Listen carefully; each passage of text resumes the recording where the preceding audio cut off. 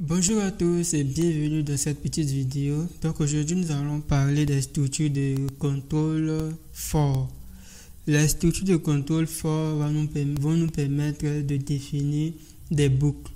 Et il y a trois façons de définir une boucle. On a la définition classique qui va nous permettre de définir la boucle en mettant la condition. Voilà, donc on va mettre d'abord la condition. Non, on commence d'abord par l'initialisation, ensuite condition et incrémentation. Initialisation, virgule, condition et incrémentation. Voilà. Donc, il y a aussi une manière de définir une boucle qu'on appelle les boucles infinies. Boucle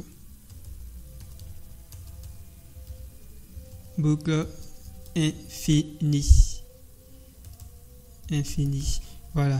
Donc déjà pour définir une boucle infinie, c'est pas compliqué. On va utiliser la structure for et ensuite on va mettre des accolades et on va mettre notre printf.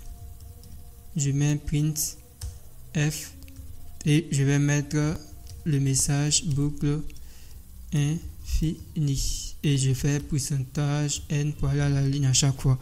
Voilà, donc là on va tenter d'exécuter et vous allez voir le résultat. Donc je fais go run point et vous allez voir que normalement il continue d'afficher boucle infinie de façon infinie. Vous allez voir qu'il ne va jamais sortir. Donc pour pouvoir exécuter ça, pour pouvoir arrêter ça, je vais faire CTRL C. Lorsque je fais CTRL C, je vais arrêter la boucle. Donc, pour pouvoir définir, pour pouvoir éviter les boucles infinies, on va devoir initialiser une variable. Ensuite, on va mettre une condition. Si la condition est vérifiée, l'instruction va s'exécuter et on va mettre on va faire une incrémentation de la variable pour éviter notre boucle infinie. Donc, on initialise une variable, on teste la condition sur la variable et on affiche et on fait une incrémentation sur la variable pour qu'il passe à l'étape suivante pour éviter la boucle infinie. Donc déjà, on va commencer par déclarer une petite variable que je vais appeler i. Ça sera directement un paramètre, donc il fait i 2 points égale 0 point virgule. Là, c'est l'initialisation. Et ensuite, on va mettre la condition. Donc, je fais i inférieur à 5. Voilà, tant que i sera inférieur à 5. Et ensuite, on va faire une incrémentation qui est i++. Voilà. Donc là, on va réexécuter, vous allez voir. Donc, je fais go run point. Vous allez voir qu'on a affiché boucle infinie, mais on a affiché ça 5 fois. Donc là, on va faire exprès d'afficher la valeur de i à chaque fois. Donc, je mets pourcentage d parce que c'est un entier que nous voulons mettre. Et puis, on va mettre la variable i, tout simplement. Donc là, on va réexécuter. Là, c'est marqué boucle 0, boucle 1, boucle 2, boucle 3, boucle 4.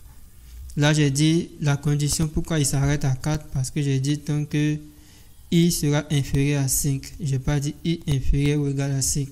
Donc, lorsque i sera inférieur à 5, il va afficher. Et lorsque x sera égal à 5, bon, il n'est plus dans la condition, il ne respecte pas la condition, donc il ne rentre pas dans la boucle.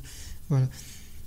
Si je vais par exemple afficher, je ne vais pas afficher 0, que je vais afficher à partir de 1, je peux faire directement i plus 1. Voilà, je fais i plus 1, comme ça il ne va pas afficher 0, il va afficher boucle 1, boucle 2, boucle 3, boucle 4 et boucle 5. Voilà.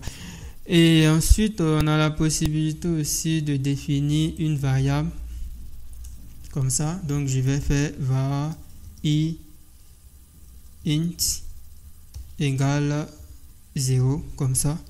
Et puis, je vais retirer tout ça là. Voilà, donc ça, c'est une variable globale que je viens de définir. Et puis, juste après avoir affiché, on va faire i++. Et je vais réexécuter, vous allez voir que rien n'aura changé. C'est pareil, rien n'a changé. Voilà. Maintenant, on va continuer encore avec les tranches. Voilà, donc on va définir une tranche. Une tranche en réalité c'est une partie d'un tableau. Voilà, donc on peut faire une boucle sur une tranche avec l'instruction range. Voilà, donc je vais mettre en commentaire tranche. Donc je vais définir par exemple une variable que je vais appeler slice. Un slice en fait c'est une tranche de tableau, une partie d'un tableau. Voilà, donc je fais deux points égales et je vais dire que cette tranche là est un string. Donc c'est un tableau de type string, de type chaîne de caractères. Donc voici comment on va définir et ensuite on va mettre des accolades. Et le premier élément par exemple on va mettre Go. Le deuxième élément je vais mettre PHP. Et le troisième élément, on va mettre JavaScript, tout simplement. Et puis, je vais mettre un dernier élément que je vais mettre Java.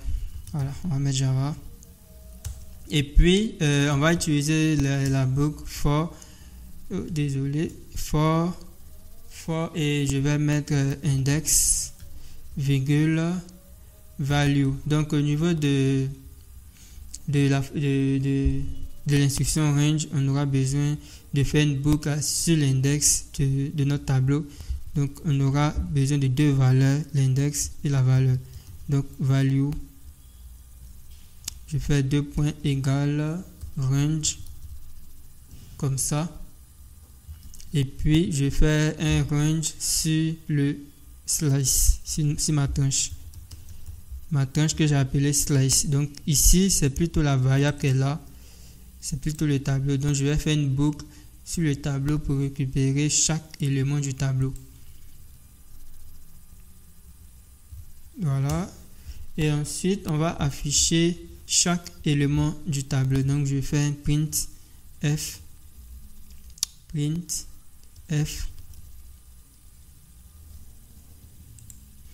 voilà, et on va mettre d'abord l'index. On va dire l'index deux points pourcentage d, et ensuite on va mettre value deux points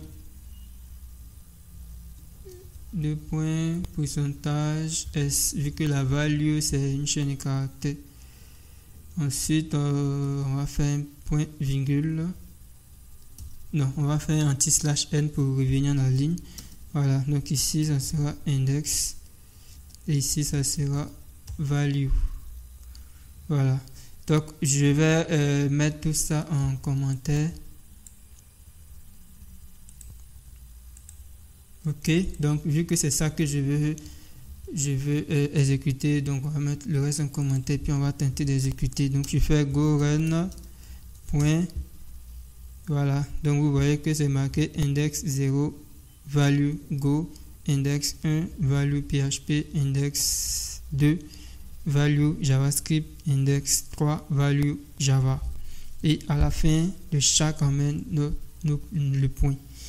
Voilà, donc si je veux, je peux toujours rajouter d'autres éléments encore. Et on va rajouter C# comme ça, et puis on va rajouter C++ comme ça, et je vais rajouter HTML et CSS. Voilà, donc on va réexécuter. Lorsqu'on réexécute, vous voyez que il a affiché tous les éléments du tableau. Voilà, donc merci à toi d'avoir suivi cette vidéo. Rendez-vous dans la prochaine vidéo. Nous allons continuer à apprendre le langage Golang. À bientôt.